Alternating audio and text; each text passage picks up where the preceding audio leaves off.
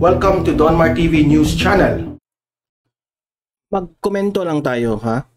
Magkomento tayo guys dito sa balita ng News 5. Ito ay tungkol kay Tony Gonzaga.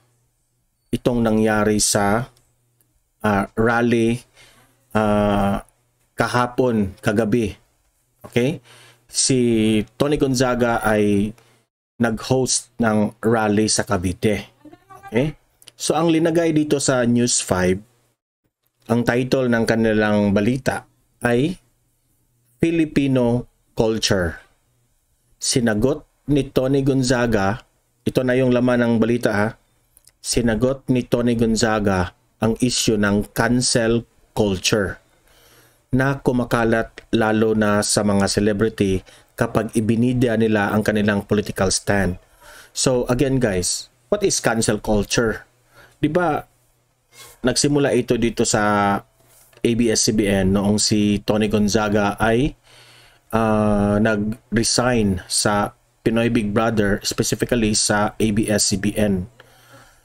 I think Tony Gonzaga resigned sa mga rumors na naririnig natin itong cancel culture. Ano ba talaga ang cancel culture? Ang cancel culture ay yung bang kapag yung isang artista o celebrity o influencer na sumusuporta ng isang kandidato kagaya ni Tony Gonzaga na ang sinuportahan niya ay si Bongbong Marcos at ang kanyang mga kapwa artista sa ABS-CBN ang sinusuportahan ay si Leni Robredo.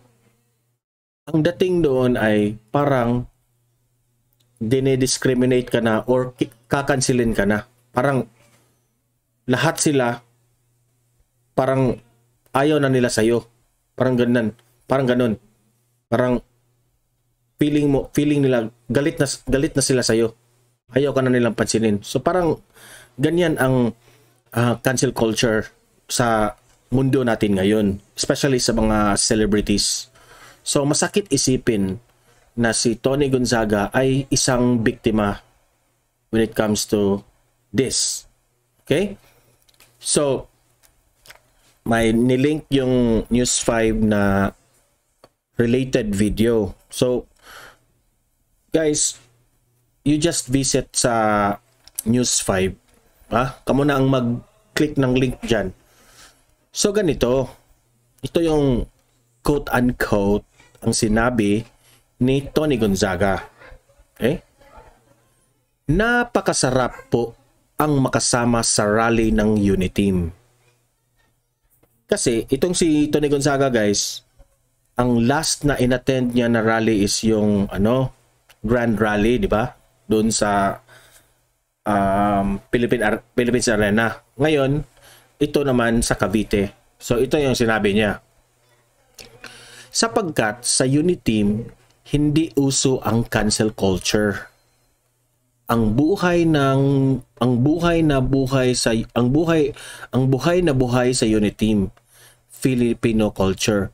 Ang Uniteam raw, instead of cancel culture, is mafe-feel ni Tony Gonzaga ang Filipino culture. Ano ba ang Filipino culture? Ang Filipino culture ay yung camaraderie, meaning always welcome. Yan ang Filipino culture. Sa panahon ng mga Spaniards na 400 years sila nandito sa Pilipinas, di ba? Parang na-impluwensya tayo ng mga Spaniards. Kaya nga ang mga Spaniards guys ay nagugustuhan nila ang mga Pilipino. Kaya nagtagal sila dito sa Pilipinas dahil meron kasi tayong Filipino culture na welcoming. Okay? Yan ang nafe-feel ni Tony Gonzaga. Parang bumabalik ang Filipino culture. Di kagaya ng kanyang trinabaho noon, yung kanyang sa trabaho niya noon sa ABS-CBN na wala ka ng karapatan magkampi ng isang kandidato. Kung hate nila ang isang kandidatong kagaya ni Bongbong Marcos, hate ka na rin nila. Diba? So, ito ay nagpapatunay lamang na itong oposisyon, specifically itong si Kakamping, Leni Robredo's na mga supporters, ay talagang hatred ang kanilang pinag-iiral sa kanilang kampanya. Hindi kagaya itong kay Bongbong Marcos na talagang pinagdiinan talaga nila yung kanilang slogan na pagkakaisa, unity, meaning lahat tayong nasa politiko, lahat tayong supporters ng iba't ibang grupo ng mga politiko, makakamping ka man,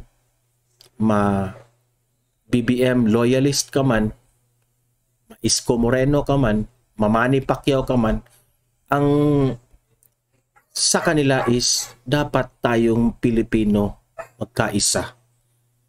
Okay?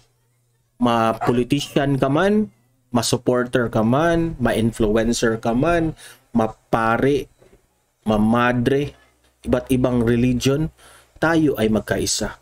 Talaga akong na-touch ako talaga dito sa sinabi ni Tony Gonzaga. Kasi sabi niya, yung ating mga kalaban, hate ang kanilang nararamdaman. Di ba? Pero dito sa Bongbong Marcos, hindi mo talaga makikita na bitter sila. Hindi mo talaga makikita na insecure sila. Sila ay nagpatuloy lamang na magkampanya. Wala silang pake sa mga banat ng ibang mga partido, yung mga oposisyon, yung kalaban sa politika, wala silang pake. So ito ang malaking sampal sa kanilang lahat. Okay? Yan. Kasi yung sa kampo ni Isko Moreno, ang daming galit kay Bongbong Marcos. Ewan ko ba kung bakit galit sila, hindi naman sila pinapansin. Lagi nilang binabalik yung mga kasalanan noon ng kanilang sa tatay raw ni Bongbong Marcos na wala namang pruweba, na lahat yan ay na tackle and na face na yan sa korte, di ba? So matatawag lang ang mga kalaban ni BBM na sila lahat ay desperado na talaga, obsessed of power. Bongbong Marcos is ready to accept kung matatalo siya. Okay? Di siya mayabang. Di kagaya ng ibang mga politiko dyan. Nag-i-expect pa na i-endorso pero hindi pala. So ano kayo ngayon? Nakarma na kayo. Okay?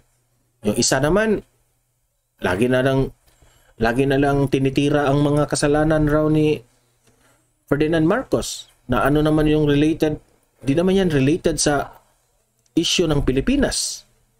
Diba? At itong mga artista na sumusuporta sa kanilang kandidato, hanggang suporta na lang kayo. Huwag na kayo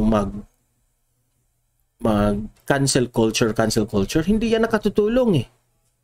Lahat tayo tao sa Pilipinas. Lahat tayo dapat magkaisa. Kasi kung hindi uunlad ang Pilipinas, tayo rin naman ang suffer. Diba? So if magkakaisa tayo, there's a big chance na tayo ay uunlad. Hindi lang mga mayayaman, kundi pati yung mga pobre, mga mahihirap, yun ang pinaka-importante. Okay lang yung mga mayayaman, kagaya ng mga politician, mga artista. Okay lang sa inyo na hindi magkaisa. How about those mga normal netizens na mga mahihirap? Diba? So, wala talagang idinudulot yung mga ugali niyo na paninira lamang. I believe and I salute Bongbong Marcos. I believe and I salute the senatorial slate of Bongbong Marcos, Inday Sara, I believe Tony Gonzaga. Hangang-hanga ako kay Tony Gonzaga sa kanyang mga sinasabi. Sabi ng kampo ni Bongbong Marcos, wag na lang nating pansinin sila, unawain na lang natin ang ating mga kalaban at i-forgive sila at patuloy na lang tayo sa pagkakaisa, whether they like it or not. Okay? So thank you very much, guys. This is all for the video for today. Please subscribe and hit the notification bell para updated kayo sa mga videos ko. Like and share this video para kumakalat ito sa mga BBM supporters. Let's not hate. Okay? Let's not hate but love. Pagmamahal ang ating ipairal kahit kalaban natin sila.